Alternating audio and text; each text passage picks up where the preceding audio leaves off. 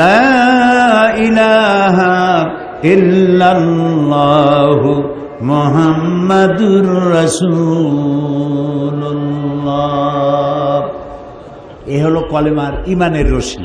এটা একটা দড়ি, ইমানের রশি। এই ইমানের রশি কলেমা যে পড়লো আর বিশ্বাস করলো, তার গলায় আর হাতে আল্লাহ লাগাই দিলেন।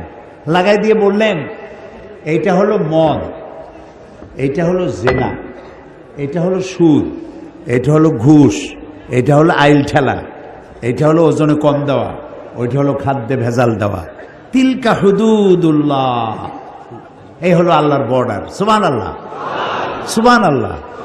এই হচ্ছে আল্লাহর বর্ডার। ফালা তাকরাবুহা, খবরদার এই বর্ডার ক্রস করা তো দূরের কথা, এর বাইরেও যেও না, এটার কাছেও যেও না। সুবহানাল্লাহ, সুবহানাল্লাহ বলেন। তো ইমানের রশিদি আমাকে বাঁধা হয়েছে আর আমার জীবনটাকে নিয়ন্ত্রণ করেছে ইসলাম। আমি ইসলামের কোনো খণ্ডিত অংশকে মানতে পারি না।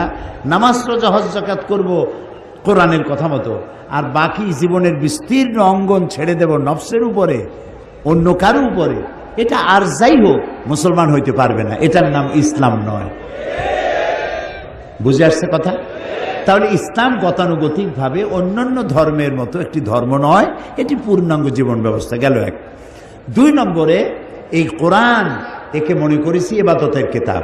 এখানে নামাজ আছে, রোজা আছে, হজ আছে, যাকাত আছে, এটা ইবাদতের কিতাব।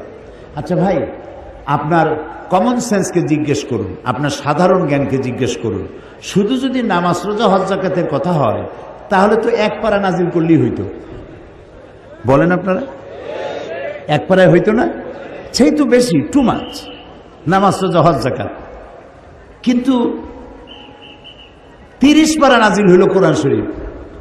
যেখানে এক পারা নাজিল করলে হইতো, সেখানে 30 পারা আল্লাহ নাজিল করলেন। তাহলে কোরআন শরীফটা আছে কি, সেটা তো আমাকে বুঝতে হবে। এটা বেদ না, এটা বাইবেল না, এটা ত্রিপিটক না, এটা জিন্দাবিস্তা না, এটা কোরআন। এটা কি বলে? এটা হচ্ছে কোরআন। এর মধ্যে সব আছে যা অন্যদের কাছে নাই।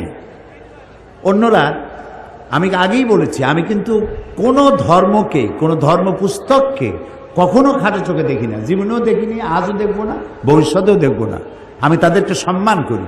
কিন্তু আপনারা পড়াশোনা করেন, আপনারা দেখেন, বেদ সম্পর্কে কথা আছে যে